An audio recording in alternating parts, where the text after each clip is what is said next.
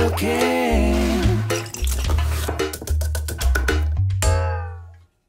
Salut à tous, on se retrouve aujourd'hui pour une nouvelle vidéo. Alors contrairement à d'habitude où on se retrouve pour une vidéo de cuisine, aujourd'hui on se retrouve pour une vidéo de technique. Et cette technique culinaire va vous permettre justement de cuisiner.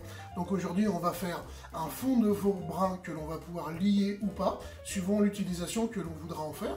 Et vous allez voir qu'il n'y a rien de compliqué, c'est long, parce que ça demande un peu de temps, mais en fait, une fois que c'est sur le feu, on n'a plus rien à faire. Et au final, vous allez avoir un fond de veau qui va être terrible, que vous allez pouvoir congeler, portionner, et puis utiliser à volonté à chaque fois que vous aurez besoin de faire un ragoût, une sauce, ou n'importe quelle préparation culinaire qui vous demandera d'utiliser du fond de veau. Ça sera toujours vachement meilleur que de sortir une poudre de votre placard que vous auriez acheté dans une grande surface, étiqueté fond de veau, mais en fait c'est du fond de veau salé, ce que vous allez acheter, hein. C'est surtout des exhausteurs de goût, c'est surtout du sel et c'est surtout pas terrible.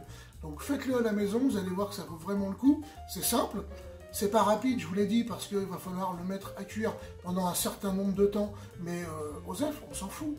Une fois que c'est en train de cuire, eh bien on fait autre chose. Avant de partir en cuisine, je vous invite à vous abonner à ma chaîne, à cliquer sur la petite cloche pour être tenu au courant quand je poste une vidéo. Et puis je crois que tout est dit, alors bienvenue dans ma cuisine, c'est parti, je vous montre ça tout de suite. Alors les ingrédients pour faire notre fond de veau brun, très simple, on va avoir besoin d'os de veau, on va avoir besoin d'un oignon ou deux, quelques gousses d'ail, un peu de concentré de tomate, une tomate, l'équivalent de 2-3 carottes. J'avais un morceau de poireau qui se perdait dans mon frigo, il fera très bien l'affaire dans notre fond. Un ou deux bouquets garnis, et puis deux branches de céleri. Également, un pied de veau qu'on utilisera. J'aime bien l'idée du pied de veau pour lier notre fond.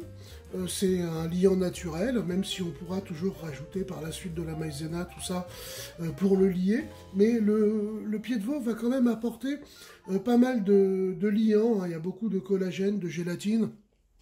Et donc, je trouve que ça serait dommage de s'en priver. Allez, on va commencer par mettre nos os et nos parures, parce qu'il y a des parures dans un plat. Vous voyez que j'ai des petites parures, des morceaux, des petits bouts de viande, des petits bouts de gras, tout ça.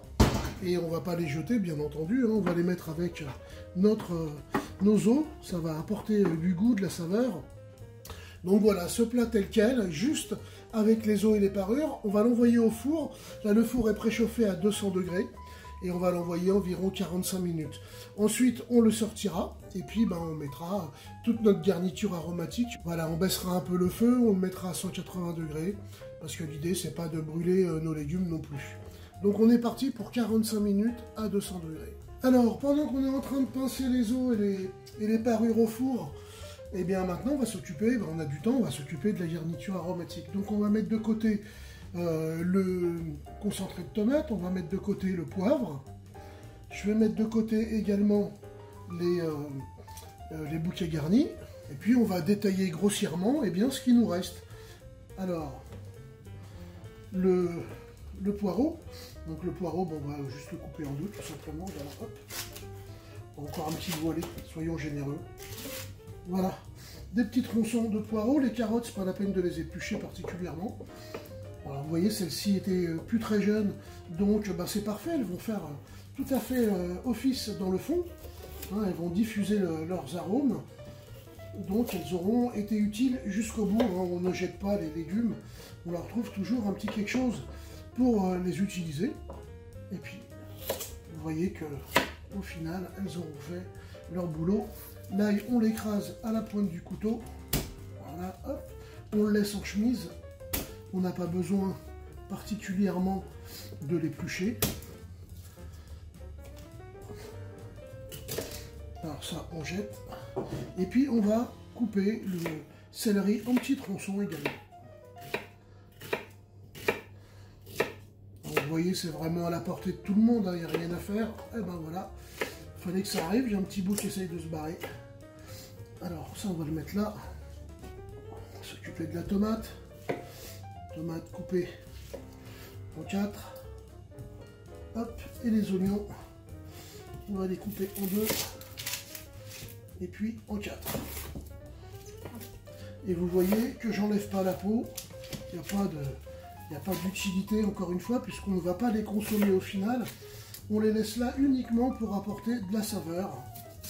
Et donc, tout cela, on ne sera pas consommé. Voilà, on n'a plus qu'à attendre nos 45 minutes. Et puis, on pourra les ajouter à nos os de veau dans le four. Voilà, 45 minutes se sont écoulées au four à 200 degrés. Vous voyez, les os sont bien pincés. Les parures également, ça sent super bon, comme vous pouvez l'imaginer. Hein. Et maintenant, on va rajouter toute cette garniture aromatique. Donc, tout ce qu'on a découpé tout à l'heure, on va le mettre avec.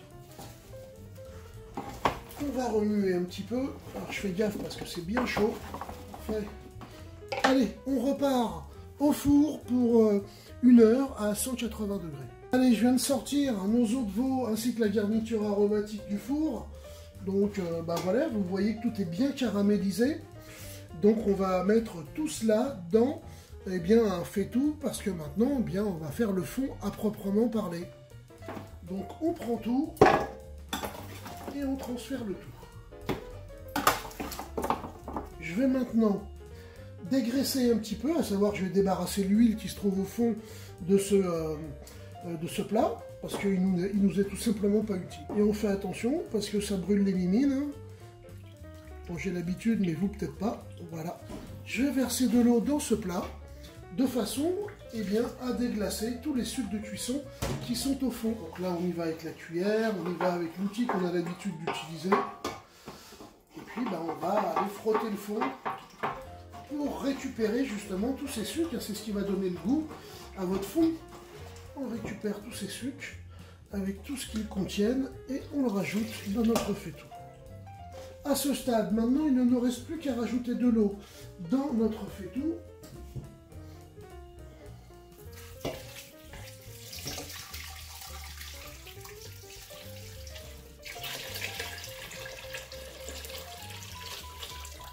Alors, il y a environ 4,5 litres d'eau. Je rajoute le pied de veau maintenant. Hop, les bouquets garnis, les quelques grains de poivre, ainsi que la cuillère à soupe de concentré de tomate. Alors j'ai mis beaucoup d'eau volontairement parce que ça va être une cuisson qui va être longue. Là on part pour environ 4 heures minimum, 4 à 5 heures. Alors ça va cuire à petit bouillonnement, on n'a pas besoin d'une grosse ébullition, mais on aura quand même un phénomène d'évaporation naturelle, et donc on va perdre du liquide. Alors si ça devait se concentrer trop, je n'aurai plus assez de liquide, et dans ce cas-là, j'en rajouterai en cours de cuisson pour continuer à concentrer de nouveau avec un peu plus de liquide, et je dirais forger les arômes et leur donner du corps. Voilà. Allez, on est parti. Allez, on est arrivé à la première ébullition. Je vais baisser un petit peu le feu. Voilà. Et puis, je vais commencer à dépouiller, à écumer toutes les saletés qui sont en surface. Et donc, on va débarrasser le bouillon. Elle ne nous apporte rien. On les enlève. Ça peut même apporter un petit goût acre, donc il ne faut pas hésiter, il faut le faire. Allez, on est à petit frémissement. On va partir maintenant pour 4 à 5 heures. Donc je vais laisser tourner. Je vous montrerai à quoi ça ressemble en cours de cuisson. Allez, on a 1 heure de cuisson. Vous voyez qu'on a perdu un petit peu de volume d'eau, mais très peu finalement. Donc là, on est à un petit frémissement, un petit bouillonnement. Mais ça bouillonne un tout petit peu plus parce que je le couvre. Et donc, du coup, voilà, le frémissement est un petit peu plus intense. D'ailleurs, on le voit, là, il reprend immédiatement. Donc, on est bien parti pour avoir un super fond de veau. On continue. Encore environ 4 heures. Voilà, on arrive au terme de la cuisson. Ça fait à peu près 5 heures, 4h45 que ça tourne. Donc, comme je l'avais couvert, j'ai pas perdu trop de volume. Voilà, il me reste maintenant à filtrer le contenu pour récupérer le fond. Donc, on va le filtrer 2 fois. Une fois avec cette passoire, et puis ensuite je vais essayer de trouver un chinois avec une maille un peu plus fine. Alors bien sûr, je garde pas tout ceci.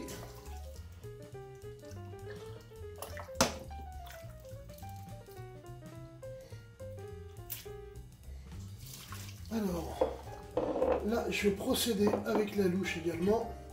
Donc là on a une maille qui est beaucoup plus fine, qui va récupérer encore pas mal d'impuretés. Alors vous voyez que le liquide ne s'écoule pas facilement, c'est donc qu'il y a pas mal de choses au fond encore.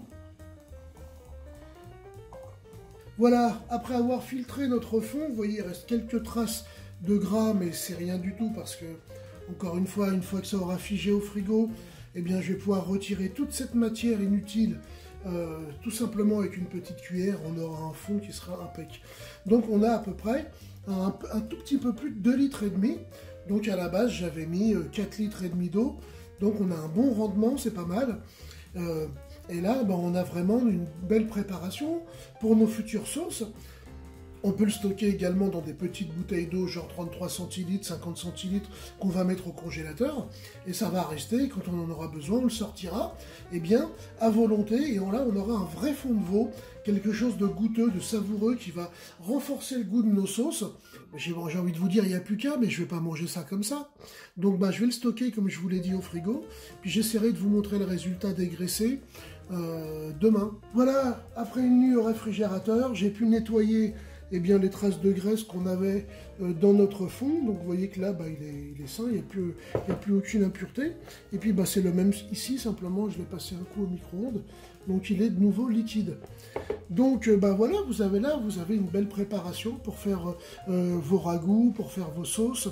Il ne reste plus qu'à le lier avec un peu de fécule ou avec un peu de beurre. Et vous aurez une très belle sauce qui va rentrer comme un ingrédient en fait, eh bien, dans vos sauces. Donc là, je vais l'utiliser parce que je vais faire des rognons sauce madère, et donc je vais avoir besoin de fond de veau, donc c'était l'occasion d'en faire et de vous montrer la vidéo. Et puis ça rentrera, je vous dis, dans pas mal de compositions de sauce, donc c'est vraiment pas du luxe d'en avoir. Voilà, j'espère que cette vidéo vous a plu, que vous y avez appris 2-3 petites choses intéressantes, et que vous les reproduirez à la maison. Allez, je vous dis à très bientôt pour de nouvelles aventures culinaires.